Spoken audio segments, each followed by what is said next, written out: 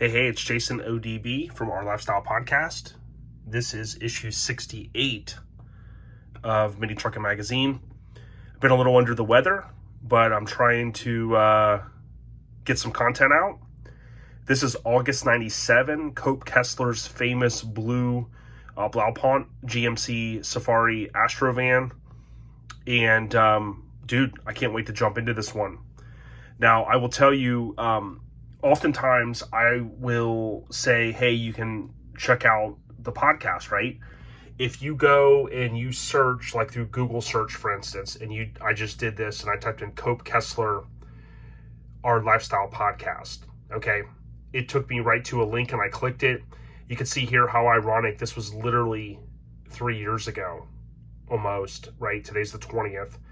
And you can see we had Cope on episode 141.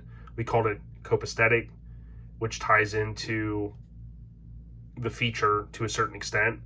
And you can go back and check these out. They're all online. Not all of them are on YouTube. We're kind of going back and trying to batch some of them from YouTube.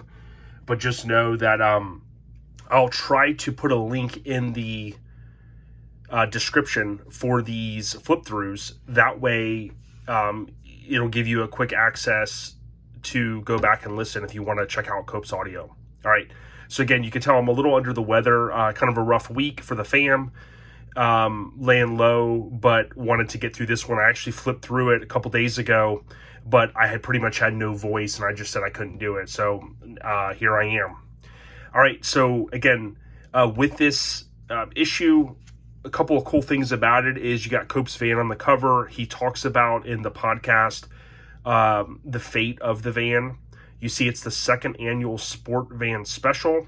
We know Shartsis loved vans. He had one, of course, and this is just really an awesome issue. This is, I think, one of the first few that we're getting to, maybe the first one where there's a label on it. This one I did not have personally.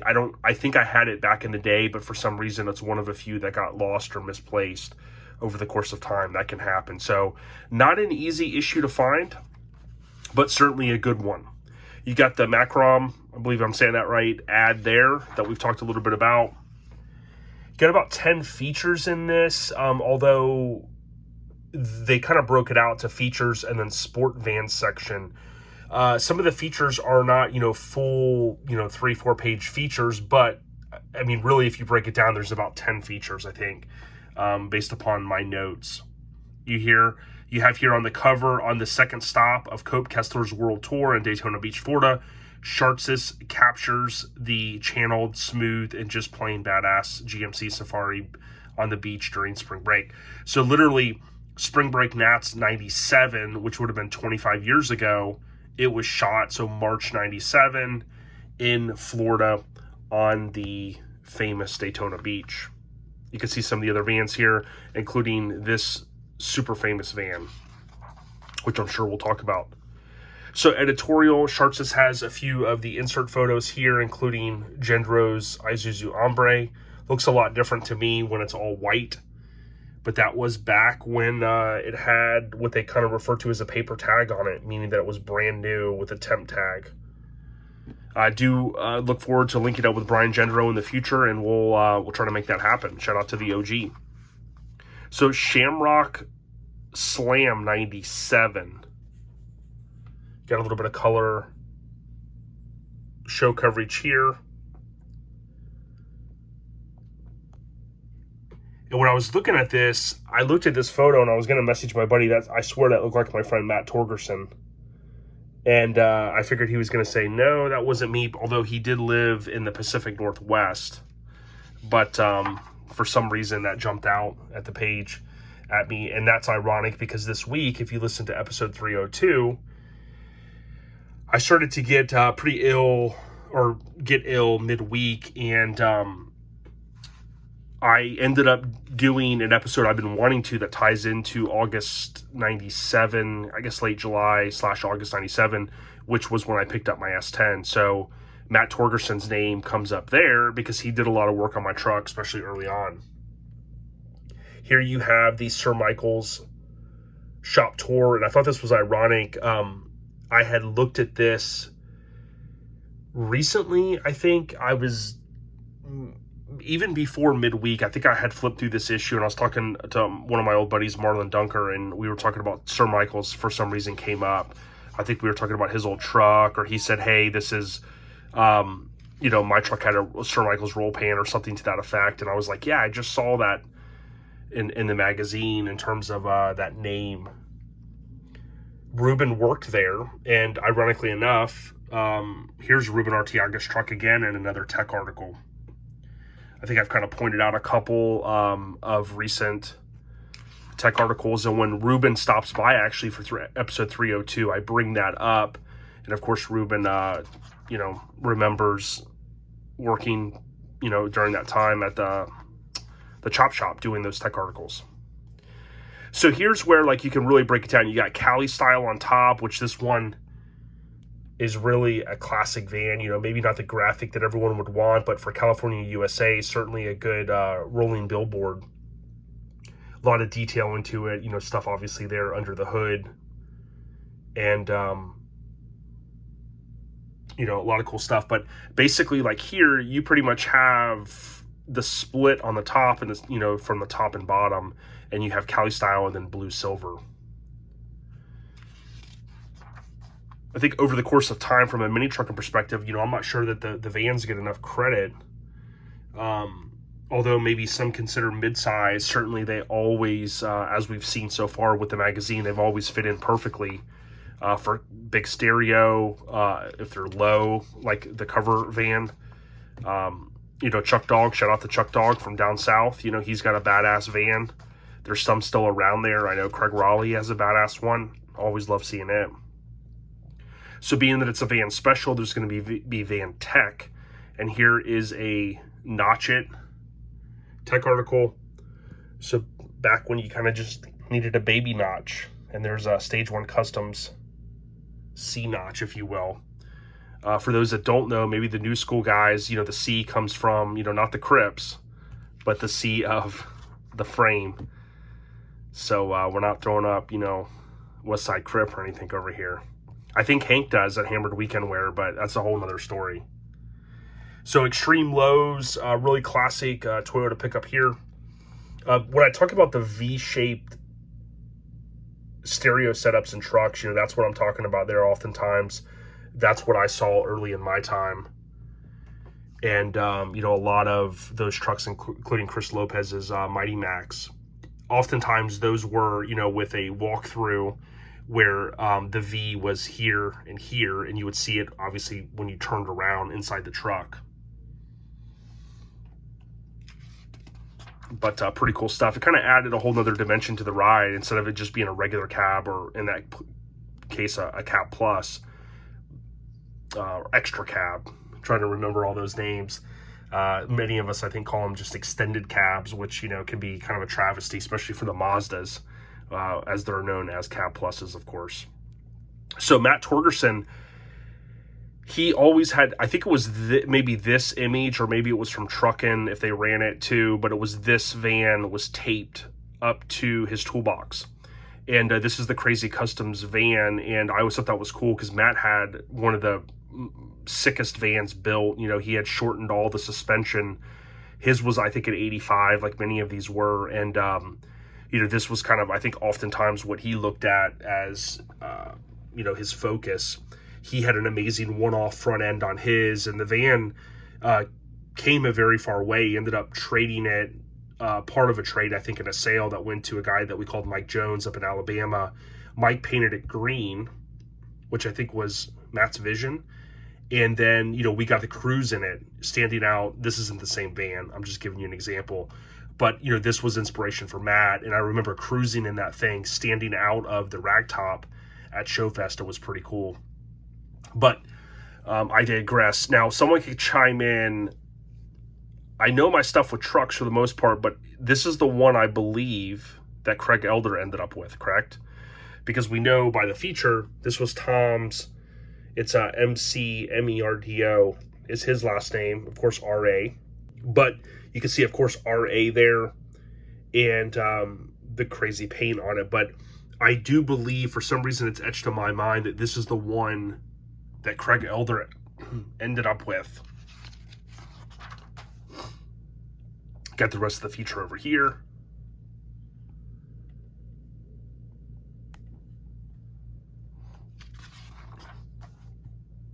So heavy breathing, tech article on exhaust.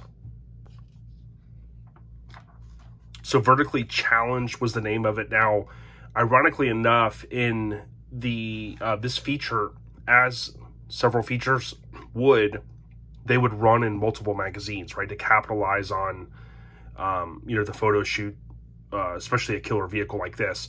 It ran on the cover of Auto Sound and Security as Copacetic, which tied into his last name. That's what we titled the episode back in August 2019, if you want to go back and listen to it. Thanks to Ruben for asking Cope to come on. And if you think about this van, it's etched in so many of our minds. I think one of the major factors, obviously, is it's super low. You can see there, when low is the name of the game. That was a key tie-in to Blaupaunt, I believe. I think I'm saying that right. And their color was blue, so that was a cool tie-in. But I think the other aspect was that basically the color and how low this thing is. I mean, to me, you look into that kind of subwall and you see that blue. To me, it's just epic. You got a completely shaved firewall. I mean, stuff that you weren't really seeing at that time, I guess, to a certain extent. These vans had a lot of stuff going on there. So for them to do like a full-blown show vehicle, I mean, like even the dash, I mean, it's really timeless, I think, in a lot of ways.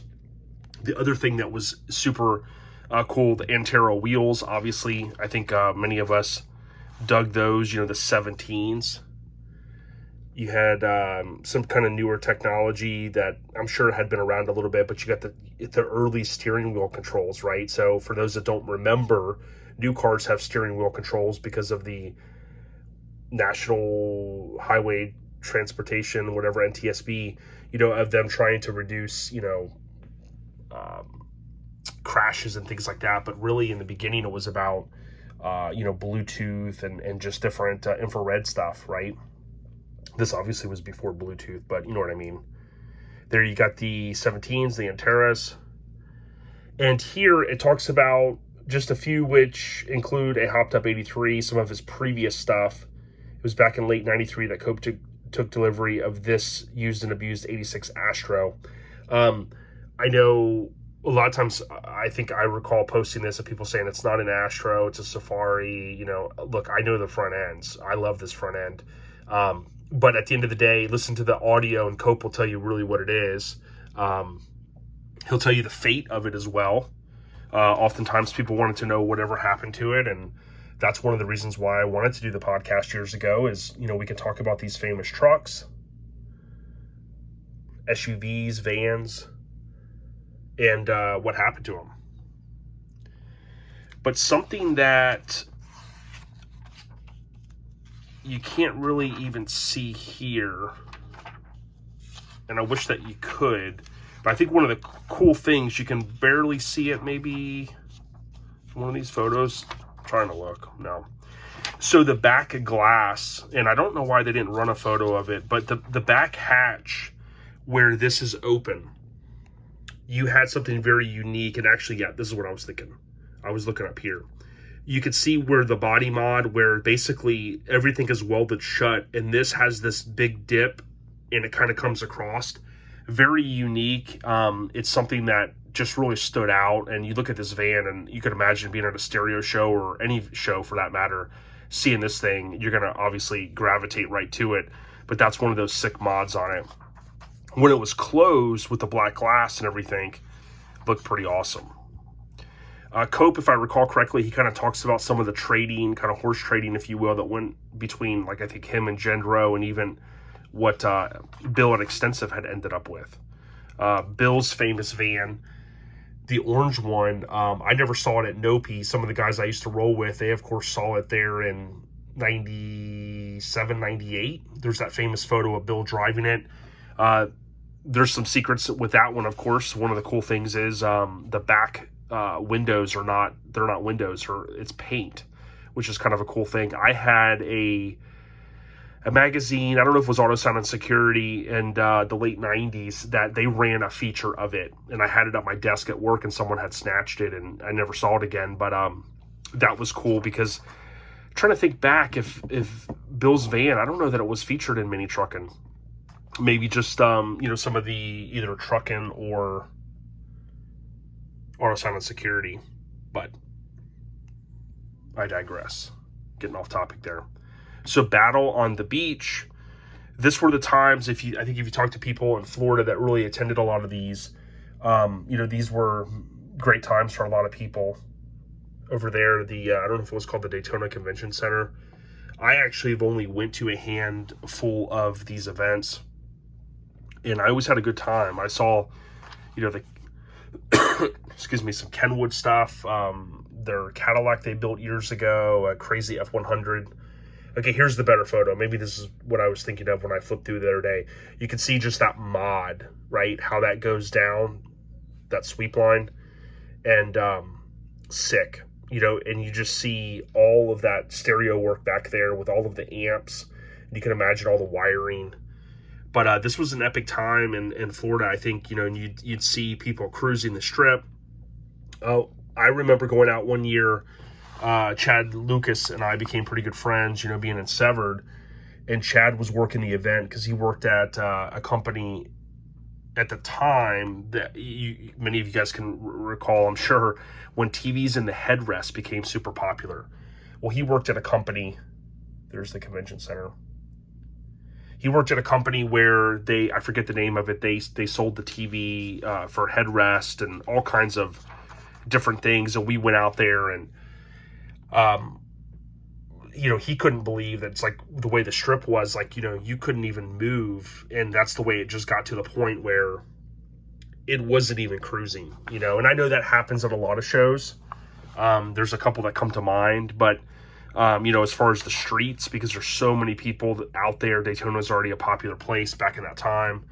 And it just doesn't have the capacity to let everyone cruise like that. But anyways, for some reason that popped in my mind, and that was cool. Chad came out that year, and I think Russ and I went out there and hung out, talked trucks, and hung out in the booth a little bit, and meandered around, I think is the word, and had a good time. But yeah, it was always kind of a long drive for the one day for us. We weren't, of course, working the show. We were just show goers. I do recall, too, someone could confirm in 2005 when Chicks Ride debuted. For some reason, I recall maybe going that year. But for some reason, I know I always think of Chicks Ride, which was Jimmy's girlfriend, rest in peace, Jen Lacey. Shane and Jimmy had built that truck. And for some reason, I remember that being there. Now, I don't know if it went there before its debut, whether for some reason I always think Showfest 05, but regardless, I do recall it being there one year, and maybe it was the year after it debuted. For some reason, I do remember that. She had some pretty cool stereo in it. So you got the Budnick wheels, the Tusks there, famous design, and then there were the Tusks too. Someone chimed in the other day, I think we were talking about something, and they go, man, it's ironic to me how wheels are kind of etched in our minds from a certain era. Maybe our friend had a vehicle that had a certain wheel. So Fantastic, and then Surf Wagon. The other cool thing about vans being included and being a big part of our scene is if you think back to Truckin', which I have the first year Truckins I got from Jason Redden years ago.